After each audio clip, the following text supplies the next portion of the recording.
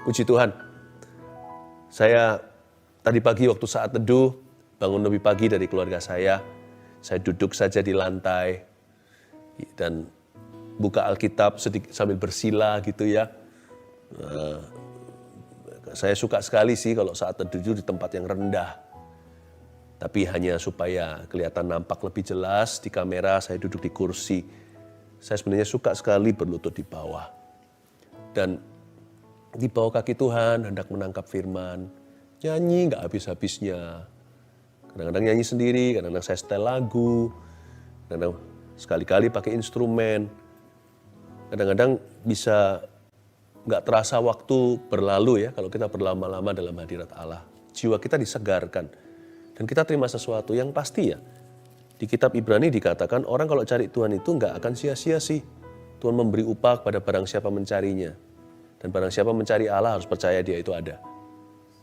Jadi memang sekalipun saya mencari Tuhan bukan demi upah.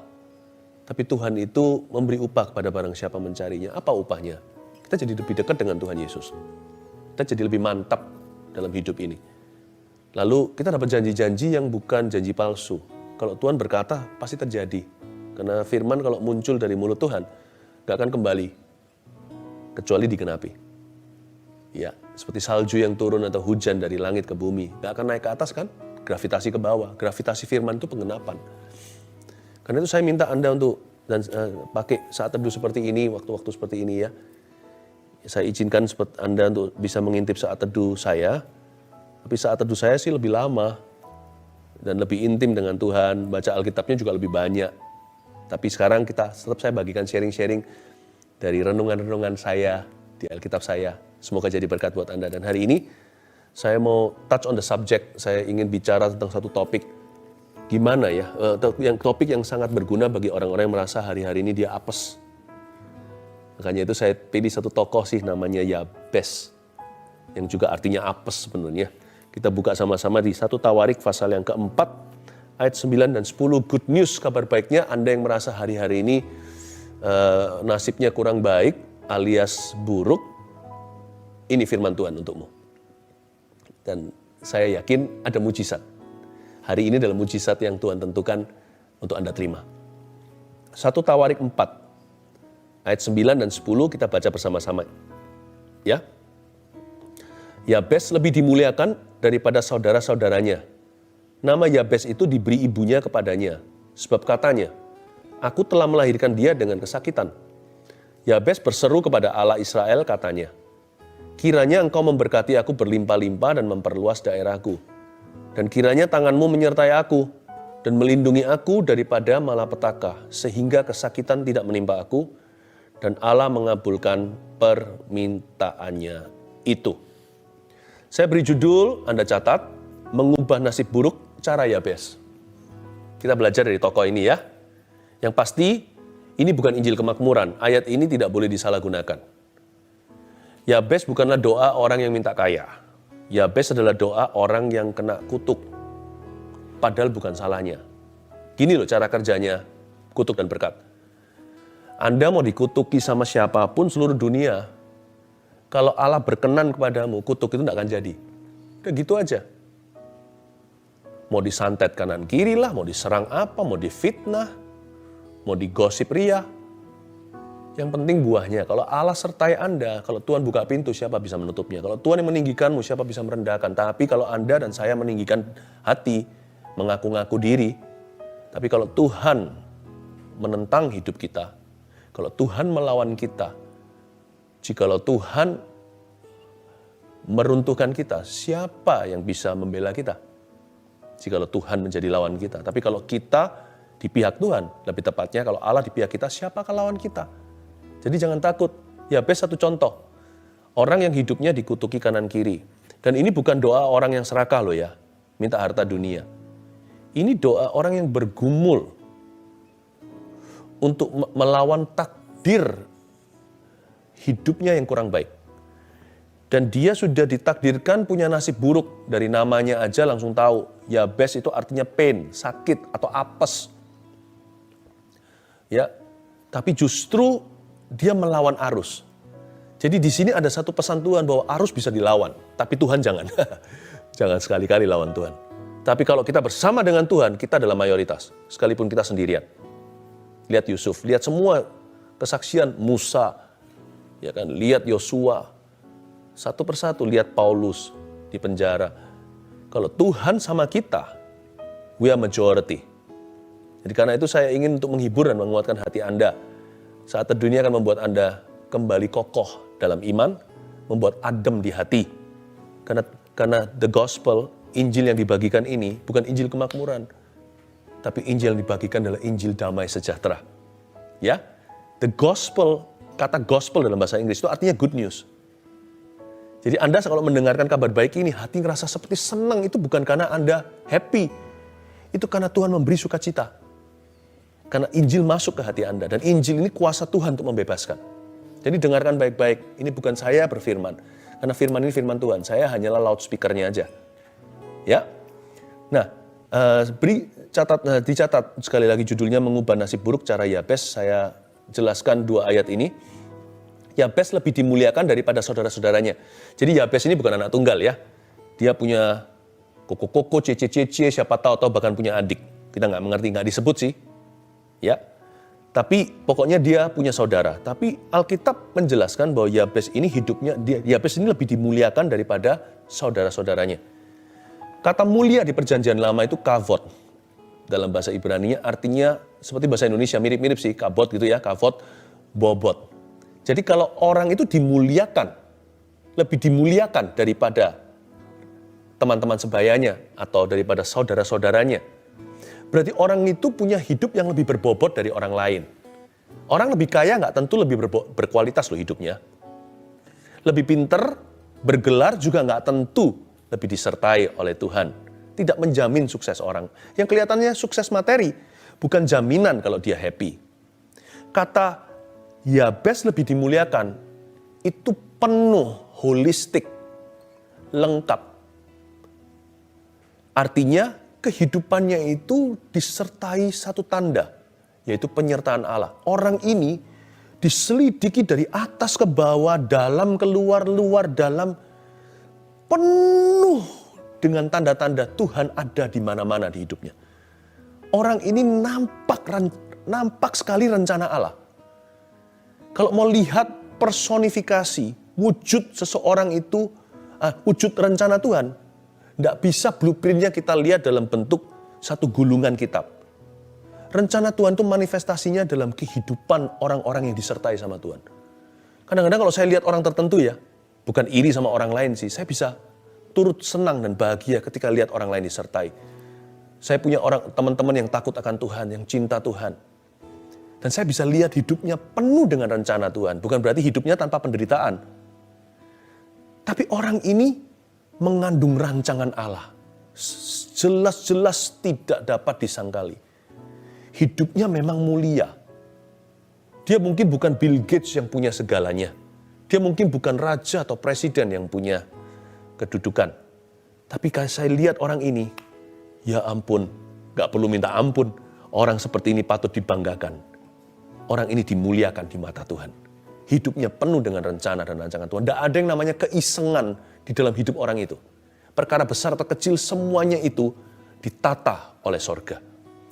Dan kalau ada kebetulan sekalipun, itu seperti mujizat tanpa tanda tangan. Seperti Tuhan itu melakukan sesuatu, lalu cilubah. Tuhan tidak mau membubuhkan tanda tangan di sana supaya kita yang GR-GR dan datang bersyukur dan berkata, hayo Tuhan ya. Mau nggak hidup kayak gitu? Bukan semata-mata kejar harta, susah payah mengikutinya. Karena hanya Tuhan yang membuat kaya. Kalau kita cuma dapat duit doang, tapi kalau itu mengorbankan keluarga, ya sama aja seperti jual keluarganya untuk dapat uang ya. Tentunya banyak hartanya. Lihat dulu apa yang dijual. Tapi kalau yang datang dari Tuhan, berkat materi sekalipun, susah payah tidak akan mengikuti kata firman Tuhan. Maksudnya tidak datang dengan kutuk gitu loh. Tidak datang dengan embel-embelnya seperti setan kalau beri sesuatu nggak rela.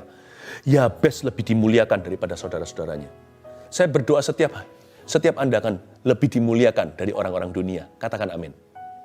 Nah, nama Yabes itu diberi ibunya kepadanya. Kasihan loh orang ini. Sebab katanya aku telah melahirkan dia dengan kesakitan. Seperti saya katakan tadi, Yabes di sini artinya pain, sakit. Ini mama yang kasih loh. Kadang-kadang ya anak-anak SD, sekolah dasar elementary itu bisa kejam. Rimba itu dimulai dari ketika kita kecil. Kadang-kadang kita orang dewasa jadi lihat masalah kita tuh serius, padahal masalah itu sudah serius sejak dari zaman kita duduk di bangku sekolah. Karena dosa itu merayap di keturunan Adam, sudah ada di lubuk hati anak kecil sekalipun. Pernah nggak orang memanggil Anda dengan julukan yang jahat sekali? Saya pernah jadi korban, cuman puji Tuhan, Tuhan telah bebaskan saya dari mentalitas menjadi korban. Saya punya pilihan, hidupku tidak tergantung kata orang. Waktu kecil dulu saya dipanggil Paitse, waktu saya di sekolah di Taiwan karena saya sakit kan. Otak saya ini bermasalah, nggak bisa ingat nama saya di usia tertentu. Teman-teman sebaya saya sudah bisa pintar matematika, menggambar, menyanyi. Saya dipanggil, artinya adalah,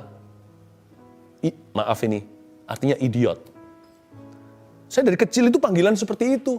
Baik di rumah, bukan orang tua saya, bukan keluarga saya, teman-teman bisa kayak gitu, padahal mereka nggak bermaksud sih. Tapi kalau ini yang kasih julukan mama sendiri gimana? Ini Yabes liganya beda sama kita. Kalau kita itu di amatir, kalau dia itu sudah di level serius, karena mama sendiri kasih nama itu dan tertulis di sertifikat kelahiran. Ini anakku namanya apes, nasib buruk. Dia ditolak sejak dari kandungan. Belum bisa berbuat baik atau jahat. Dia sudah tolak oleh ibunya sendiri. Kasih ibu loh, bisa begini. Orang ini harusnya sudah jadi korban yang paling parah kehidupan ini. Harusnya dia jadi ngedrug, dia udah gak keruan, mungkin dia sudah memberontak kanan kiri, terlibat kejahatan, kriminalitas, pelampiasan, mungkin hidup bebas. Enggak. Pelajari satu dari Yabes. Hidup kita, saya ngomong begini bukan berarti tidak melibatkan Tuhan. Saya ngomong antara you and me dulu ya. Tuhan segala-galanya, semua dari Tuhan. Ini pun dari Tuhan. Hidup kita sendiri yang tentukan. Ya, 快不快乐你自己安排. Happy nggak happy, atur sendiri, pilih sendiri. Nggak tergantung apa kata seluruh dunia kepada kita. Hidup kita, status kita, identitas kita tidak terikat pada opini manusia. Kita tentukan sendiri, nasib sendiri, tentukan sendiri bersama dengan Tuhanmu. Bersama Tuhan kita bisa melompati tembok, kata Alkitab dalam Mazmur. Bagus sekali. Ya. Jadi Yabes ini dikasih nama mamanya seperti itu. Apalagi orang Ibrani, orang Asia aja begitu. Orang Ibrani itu punya kepercayaan yang luar biasa bahwa nama itu dari Tuhan. Jadi mereka punya kepercayaan, jadi kalau anak itu kasih nama tertentu gitu, ya itu takdirnya. Berarti mama papanya dapat sesuatu dari Tuhan. Dari Yahweh di perjanjian lama. Berarti nama anak itu sudah menjadi jalur hidupnya. Jadi bayangkan si Yabes ini jadi bahan cemoohan tertawa, pasti dia adalah korban langganan, dia langganan menjadi korban bully-bulian di sekolahnya. Tapi tidak pernah sekalipun dalam doa 2 ayat ini saja cerita tentang Yabes di seluruh Alkitab. Tidak pernah dia minta pembalasan kepada orang-orang yang menyakiti dia. Bahkan dia tidak doakan celaka untuk mamanya. Karena saya pikir mama macam apa bisa begitu?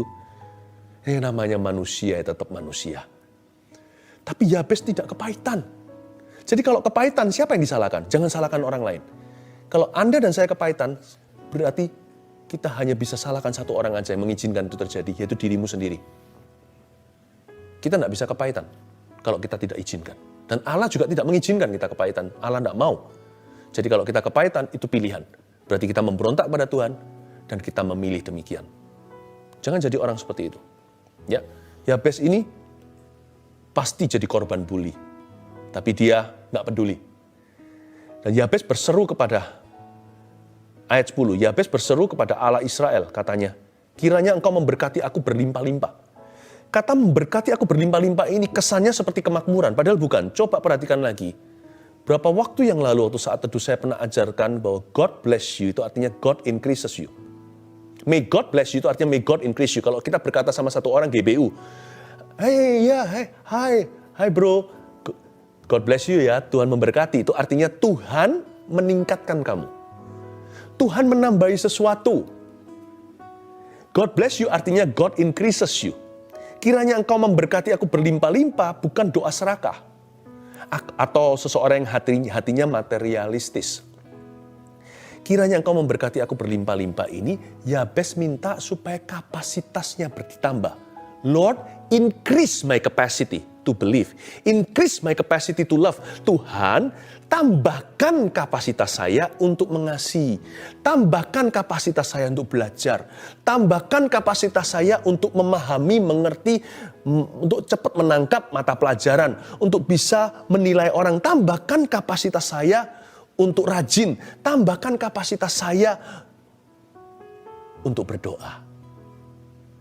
Dia berkata, kiranya engkau memberkati aku berlimpah-limpah. Dia minta kapasitasnya bertambah dalam segala perkara-perkara Allah. Perkara-perkara yang menyenangkan hati Tuhan. Itu dia. Lalu kalimat berikutnya, kata berikutnya bagus. Kiranya engkau memberkati aku berlimpah-limpah dan memperluas daerahku. Berarti Yabes juga dapat warisan, tapi warisannya sempit. Dia minta untuk diperluas. Berarti Yabes dapat harta dari papa mamanya, tapi sedikit saja. Tapi Yabes berkata, berkati aku berlimpah-limpah, tingkatkan kapasitas saya, dan perluas daerahku. Gini loh, perkenanan Tuhan bisa membuat yang sedikit jadi banyak. Tapi kalau Allah tidak menyertai seseorang, yang banyak bisa jadi sedikit. Jadi jangan patah hati sekarang, jangan cepat-cepat tawar hati. Apa yang luas bisa jadi sempit kalau direbut oleh orang. Tapi apa yang sempit bisa jadi luas kalau Tuhan pindahkan ke tangan Anda, talenta contohnya. Dan Yabes berkata, perluas daerah saya. Saya mendapat satu hikmat begini yang saya mau bagikan. Anda bisa kelola yang sedikit, namun dengan banyak iman, pengharapan, dan kasih. Niscaya, saya pakai bahasa Alkitabiah, pastilah jadi banyak. Apapun di tanganmu 5 roti 2 ikan akan jadi 5.000 orang makan. Nggak perlu kita minta modal besar. Tuhan bisa bekerja lewat celah yang kecil. Yabes hanya dapat sisa-sisa. Mungkin yang lainnya dapat remah, dia dapat remah. Yang lainnya dapat rumah, dia dapat remah. Yang lainnya dapat harta, dia hanya dapat tips doang atau tips saja. Tapi Yabes percaya, waktu dia terima yang sedikit di tangannya, dia berdoa dan berkata, berkati aku berlimpah-limpah. Kalau orang lain dapat banyak, malas-malasan, biarkan aku kura-kura, kasih aku kemampuan untuk bisa mencapai garis finishnya. Orang lain bisa jenius, bangun tidurku terus mandi, nggak usah belajar lihat textbook lagi, langsung dapat B plus A. Saya harus belajar 6 jam untuk bisa sedikit menyamai mereka, maka beri saya kemampuan, tingkatkan kapasitas saya untuk belajar 12 jam. Oh, ini orang ototnya baja, otot imannya. Dia berkata, kiranya engkau memberkati aku. Yang sedikit di tanganku ini, berkati kapasitasku, dan perluas daerahku. Mana bisa daerah diperluas? Dia berkata, sedikit yang kupunya ini, akan kutabur dan sirami dengan banyak iman, banyak pengharapan, dan banyak kasih. Mungkin di tangannya hanya 5 roti, tapi dia sirami dengan kasih, sukacita, damai sejahtera. Menyenangkan kan kalau orang itu penuh sukacita?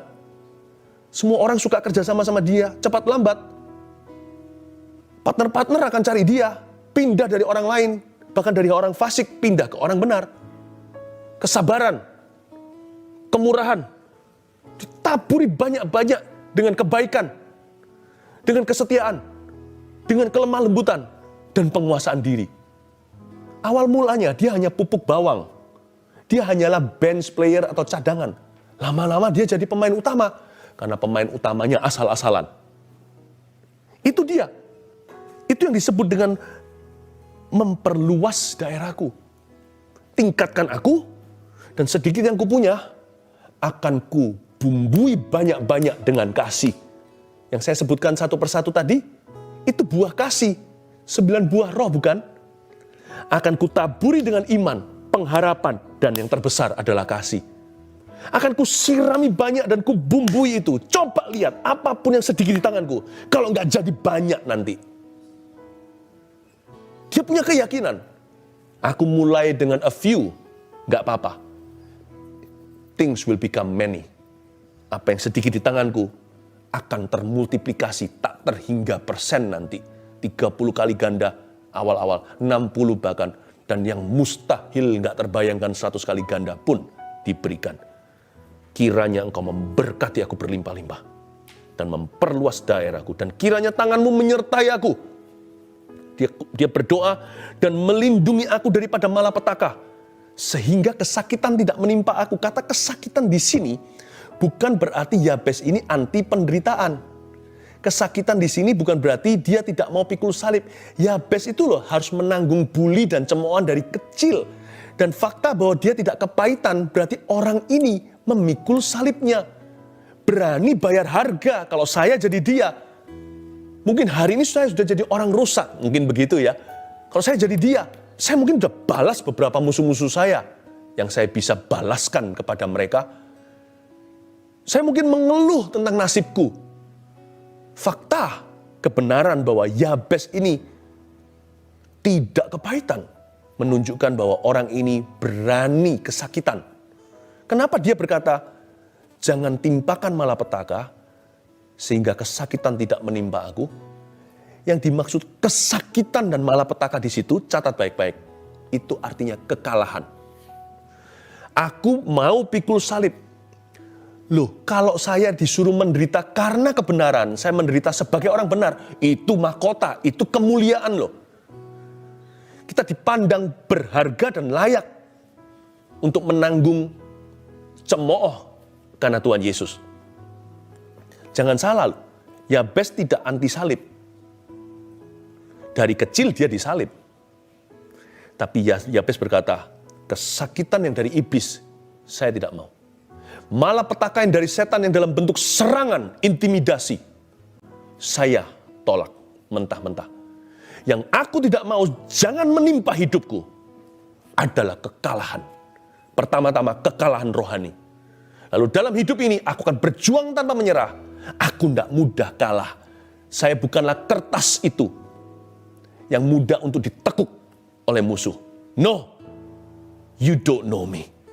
You don't know whom you are dealing with. Kita bisa berkata kepada iblis daripada tekanan hidup. Anda tidak tahu dengan siapa Anda berhadapan. Kita harus punya keyakinan. Kalau Tuhan beserta dengan kita, kita tidak akan pernah kalah terhadap tekanan-tekanan dunia. Amin. 3 poin sederhana, dengan ini saya selesai. Mengubah nasib buruk, cara Yabes. 1. Aku punya Tuhan yang lebih berkuasa daripada takdir. Tulis itu. Ya. Alasan kenapa Yabes berseru kepada Allah, kan di ayat 10 dikatakan Yabes berseru kepada Allah. Alasan dia berseru kepada Allah karena dia percaya bahwa dia punya Allah yang lebih berkuasa daripada takdir. Kenapa kita nggak cari Tuhan? Karena kita nggak percaya kalau Tuhan bisa berbuat apa-apa. Kenapa kita tidak datang ke Tuhan Yesus? Karena kita tidak yakin Tuhan mampu. Atau kalau kita yakin Tuhan mampu, kita ragu kalau dia mau. Nggak boleh. Jangan berdoa dulu baru percaya.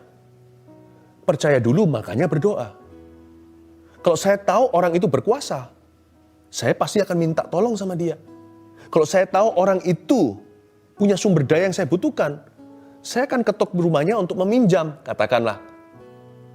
Ya kan? Kalau saya tahu orang itu sanggup menolong aku, saya akan memohon kepadanya. Kita punya kuasa kalau kita punya Tuhan. Aku punya Tuhan yang lebih berkuasa daripada takdir. Yang kedua, aku bisa berdoa untuk mengubah segala keadaan. Ya, makanya itu Yabes berseru kepada Allah di ayat 10. Karena dia tahu bahwa dia bisa berdoa untuk mengubah keadaan. Bagi orang yang berdoa, tulis ini, catat di hati, tidak ada jalan buntu. Jika ada pintu tertutup, masih bisa dibuka. Kalau Tuhan bilang, Tuhan yang buka pintu, siapa bisa menutupnya? Ya kan? Lagu yang kita nyanyikan. Tapi sekalipun kalau dengan iman kita tidak bisa buka pintu itu, kalau Tuhan izinkan tetap tertutup, mari kita curiga secara mulia. Bahwa di balik pintu yang tertutup itu, pasti ada 10 pintu lain terbuka. Kalau pintu ini tidak bisa saya tembus, mungkin Tuhan berkata, nak, lihat sekelilingmu, aku telah membuka 10 pintu yang lain. Bukan berarti gampang menyerah, tapi Tuhan memberi kita hikmat bahwa itu bukanlah satu-satunya jalan. Kalau keselamatan hanya satu, Yesus Kristus jalan ke sorga. Tapi kalau jawaban doa, kadang-kadang Tuhan menjawab doa kita dengan cara yang tidak kita duga, di luar ekspektasi kita atau berbeda dengan yang kita harapkan. Tapi kadang-kadang Tuhan berkata, tidak, terus berdoa. Prayer changes things. Doa mengubah segala perkara. Doakan terus sampai pintu itu tembus. Dan Yabes percaya, nasibku belum dimeteraikan. Orang berkata, aku apes, penuh kesakitan, malapetaka, dan hidupku dirudung kekalahan. Hal-hal dari setan yang menimpa hidup saya mulai hari ini sampai saya mati. No, I can still pray. Masih ada satu jalur yang belum dicoba. Ada satu jalan yang dia belum tempuh. Doa. Doa mengubah segala perkara. Aku masih bisa berdoa untuk mengubah keadaanku. Ya. Yang ketiga, aku pilih untuk menjadi berkat dalam setiap perkara. Yabes itu bersikuku. I must be a blessing. Ini bukan Injil kemakmuran, kiranya engkau memberkati aku berlimpah-limpah itu. Yabes berkata, increase me so I can be a blessing to others. Tingkatkan aku sedemikian rupa sampai aku bisa jadi berkat buat orang lain, sehingga imanku tidak pas-pasan untuk diriku sendiri. Aku tidak cari berkat untuk aku, untuk diriku, sebab kalau saya bisa menjadi berkat buat orang lain, berarti Tuhan sudah memberkati. Yabes ini dahsyat. Ada satu doa yang Tuhan tidak akan pernah tolak. Kalau doa untuk diberkati, kadang-kadang Tuhan tahu batasnya. Ada berkat yang bisa merusak kita kalau tidak tepat waktu datangnya, terlalu early atau terlalu dini katakanlah. Kita belum siap untuk memperolehnya. Tapi, satu doa ini nggak pernah ditolak sama Tuhan Yesus. Karena Bapak tahu orang yang bisa mendoakan ini pasti selalu ready untuk menerima jawabannya. Karena orang itu sudah mati terhadap dirinya sendiri untuk bisa berdoa begini. Make me a blessing. Jadikan aku berkat buat orang lain. Itu nggak pernah ditolak. Yabes minta itu. Saya buktikan ya. Buka satu ayat lagi. Sebenarnya masih di halaman yang sama di Alkitab kita. Cuman kita lihat di 1 Tawarik 2 ayat 55. Saya tunjukkan teritori Yabes itu loh. Yang dia minta diperluas daerahnya kan. Saya tunjukkan pada Anda wilayahnya jadi apa. Ya. Daerah yang sawah-sawah itu sekarang telah dibangun jadi sesuatu. Coba lihat ayat 55 dari pasal sebelumnya, pasal 2 ayat 55, 1 Tawarik. Dan kaum-kaum para ahli surat yang diam di Yabes, ialah orang Tirati, orang Simati, dan orang Sukati. Saya nggak tahu itu siapa, tapi berikutnya ini menarik karena saya tahu ini dari Alkitab. Mereka itulah orang Keni, keturunan Hamat, bapak keluarga Rekab. Jadi, di ayat 1 Tawarik 2 ayat 55, ya, dua pasal sebelumnya, di sini dijelaskan teritorinya Yabes jadi apa? Ternyata Yabes punya wilayah mengakomodasi hamba-hamba Tuhan di Perjanjian Lama. Siapakah orang Keni, bapak keluarga Rekab? Orang Rekab tertulis di Yeremia pasal 35, nggak usah dibuka.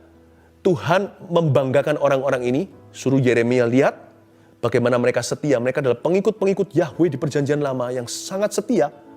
Dan mereka juga terkenal sebagai orang-orang yang menghukum, menangkap nabi-nabi Baal di zaman raja tertentu di Israel. Dan bukan hanya itu saja, sejarah tradisi mengatakan bahwa orang-orang Rekab ini banyak yang jadi jodohnya kaum Lewi, para imam. Ya, dan mereka adalah orang-orang yang disebut sebagai hamba-hamba Allah yang setia di Perjanjian Lama. Dan di ayat 55 dikatakan, mereka ini diam di Yabes. Di wilayah yang Yabes minta sama Tuhan, perluas daerahku itu. Dan keluarga Rekab diakomodasi oleh dia. Yabes menjadi berkat, tidak tanggung-tanggung. Menjadi berkat terhadap para imam-imam di Perjanjian Lama. Dan keluarga mereka. Berarti orang ini dahsyat, doa Yabes dikabulkan. Lihat kalimat berikutnya di ayat 10, kalimat terakhir. Dan Allah mengabulkan permintaannya itu. Itu caranya mengubah nasib buruk versi Yabes. Saya ulang lagi review lalu kita berdoa. 1, aku punya Tuhan yang lebih berkuasa daripada takdir. 2, aku bisa berdoa untuk mengubah segala keadaan. 3, aku pilih untuk menjadi berkat dalam setiap perkara. Nasib buruk pun menjadi berkat. Mari kita berdoa.